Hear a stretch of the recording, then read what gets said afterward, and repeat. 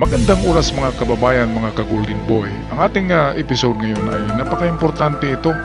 Bago lang natin ito narinig. Ito ang tinatawag na konsepto ng Brain Information Manipulation and Interference. Ano ba ito? Ito ang teknik o isang strategy ng China para ang mga utak ng tao ay ma-brainwash. Kaya dumami ang DDS, kaya dumami ang naniniwala, kinatigong dahil dito.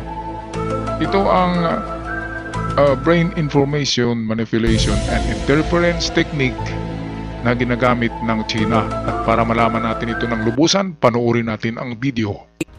Konsepto ng Brain Information Manipulation and Interference. Ito ang sentro ng inilatag na presentasyon ng press1.ph, isang news and information website at fact-checker. Kabilang sila sa mga naimbitahan bilang resource persons sa kauna-unahang pagdinig ng House Triple Committee na binubuo ng Public Order and Safety, Public Information at Information and Communications Technology. Anila, may nadiskubre sila kamakailan na mahigit 100 Chinese Link X accounts na nagpapakalat umano ng paninira laban kay Pangulong Ferdinand Marcos Jr. at sa Pilipinas kaugnay ng issue sa West Philippine Sea. Well, ito ang napakagrabe. Dahil sa isang oras lamang ay meron silang na-find out, meron silang nakitang 100 plus pro-China X account. Ibig sabihin ng X account yung mga hindi totoong pangalan, mga dami lang. Yan yung tinatawag na Chinese farm trolls. Ito yung mga Chinese trolls, which is ang kanilang strategy ay magpakalat ng maling informasyon o tinatawag na fake news. At sa kaulit-ulit niyan, kapag inuulit-ulit ang mga fake news, ang fake news ay magiging totoo. Ang parang tinutularan niyan ay parang binubomba, bombardment of fake information, ibubomba yan sa utak. Ang mga taong mahina ang utak ay maniniwala kaagad. And then i-follow up na naman nila sa susunod na araw hanggang sa yung mga nagduda ay maniniwala na. At yan ang dahilan kung bakit napakarami ang naniniwala sa mga propaganda nila digong dahil sa tulong nitong fake information na galing pala sa China ang mga ano na ito, ang mga trolls na ito. At ngayon nag-recruit na sila sa Pilipinas ng mga Pinoy trolls, mga bagong makapili, yung mga traidor ng bayan. Siniswelduhan nila. Meron talagang mga tao na tumatanggap ng pera, no? Tapos ibibenta tayo sa inchik, mga walang hiya. Yang ganyang mga klaseng tao, mga traidor, ay hindi talaga maganda yan na ugali, yung pagiging traidor. At dahil sa pera, magkapera naman tayo kahit hindi tayo mag-traidor. Pwede namang kakayod tayo. Katulad ko, diba, kumakayod ako, kayod ng kayod, pero wala akong tinatraidor. Diba? Ang inang bayan natin, ang Pilipinas, ay wag natin ibenta. Binibenta sa China yung mga trolls ng Chinese na mga Pinoy, yung mga pinatawag sa Tricom. Noon Quadcom kasi 4, ngayon 3 na lang pala. Tricom na lang dapat dyan Quadcom lang palagi, kahit na 2 na lang yung ano dyan, senador, Quadcom pa rin, diba? Okay, so ito yung konsepto ng China. Ito yung strategy nila para yung utak ng tao ay maniniwala sa mga fake news. Yung ulit-ulitin 1,000 times, 100 beses ang mga fake news. Inuulit-ulit talaga yan at napakaraming vlogger ang pareho ang content, pareho ang news, iba lang ang title, pero pareho ang laman sa isang araw.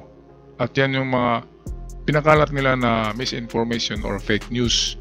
At ang tawag sa mga konsepto na yan, sa strategy na yan, ay Brain Information Manipulation and Interference. Ayan, interference, di ba?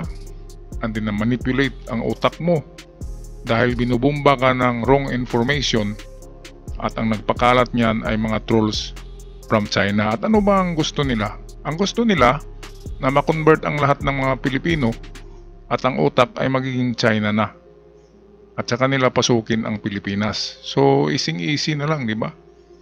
kapag kalahati ng Pilipinas ay Chinese mentality na, ay madali na nilang pasukin.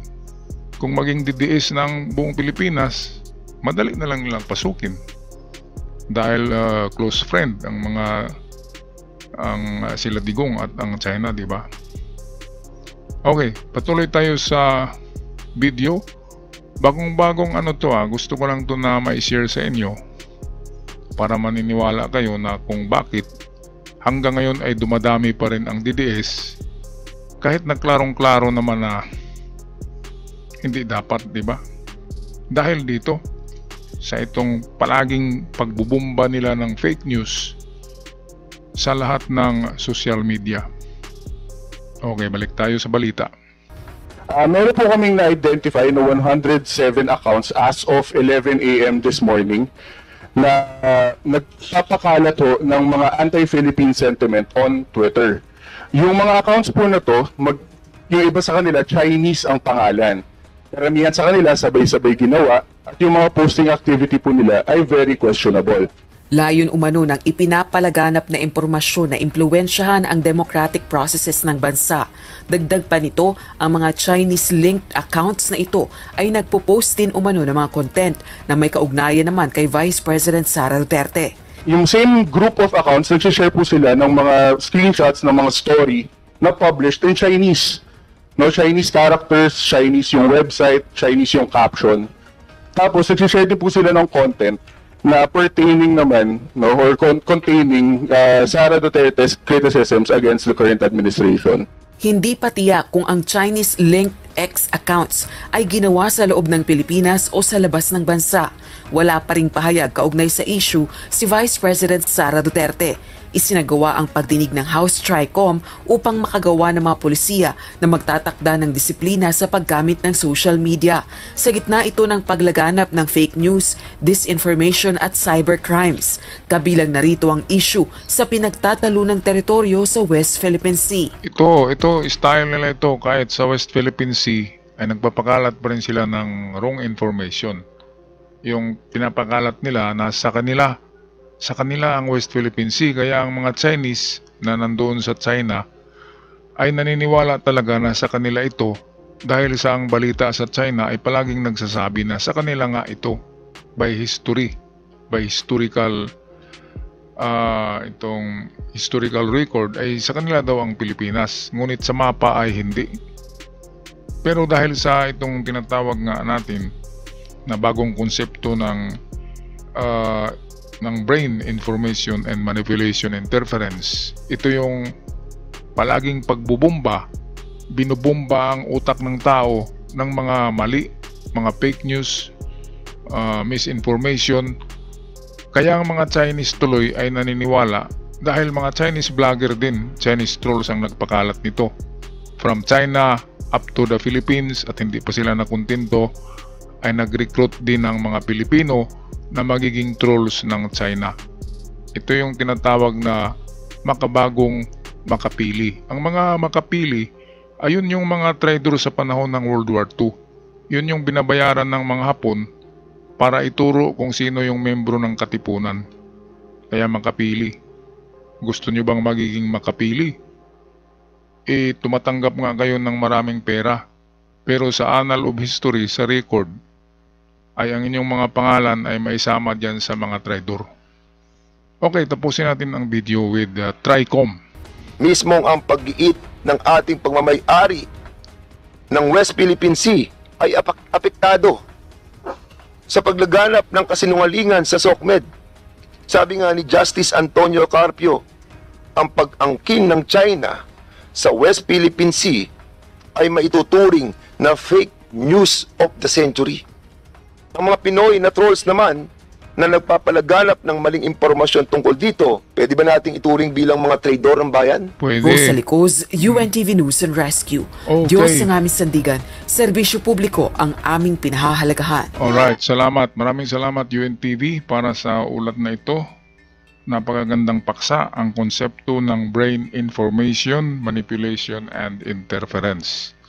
Ito yung pagpalaganap ng fake news at meron pala siyang scientific na study na kapag paulit-ulit, 100,000 times, bubumbahin mo ang utak ng mga mahihinang utak, ay makonvert ka agad into ang maka-China, ang makapili, ang maka-DDS.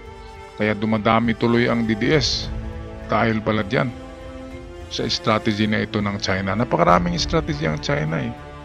Yung palakihan ng mga barko, palakihan ng mga headquarters, palakihan ng mga kanyon, palakihan ng mga eroplano, lahat ay palakihan ang ginagawa ng China. Yun ang tinatawag din na wolf strategy, wolf mentality, warrior. Ginagaya nila ang wolf na umaatungal, umaalulong, pero hindi naman nangangagat, nananakot lang. Yan ang style ng China. Kaya mayroon palang dalawang strategy ang China scientific. Ito yung pagpakalat ng fake news under the concept of brain information manipulation and interference. At pangalawa ay yung paggawa ng malalaking army, maraming army na ginagaya nila sa wolf warrior mentality. Yun yung takutan, tinatakot lang tayo. Pero actually, hindi nangangagat. Di ba? Tumatakbo yung wolf kapag mayroong mga tao. Pero doon sa unahan, umalulong palagi, kaya natakot tayo. Pero hindi nangangagat, tumatakbo ang wolf. Ganyan ang mga inchik. Pananakot lang. Pero kung tutuhanin, tatakbo yan. Alright, so pag-i-comment sa inyong mga comments sa ating comment section mga kababayan, mga ka-Golden Boy. Ako'y magpaalam na. God bless us all at huwag kalimutan mag-subscribe sa ating channel. Maraming salamat.